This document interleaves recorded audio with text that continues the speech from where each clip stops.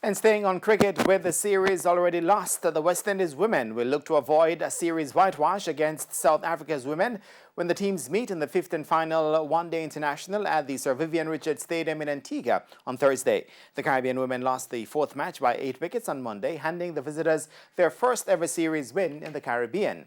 Monday's defeat once again highlighted the struggle with the bat for the Windies women, who have made scores of 153, 120 and 157 in the 3 games they've played in the series. During Monday's game, only Deandra Dartin, 71, and Jamaica's Rashada Williams, 37, got into double figures, much to the disappointment of stand-in captain Anisa Mohammed, who wants more from her batters. 157 runs in a 50-over game. That's, you only go in a 3 runs over, which is easy pickings for a team like South Africa.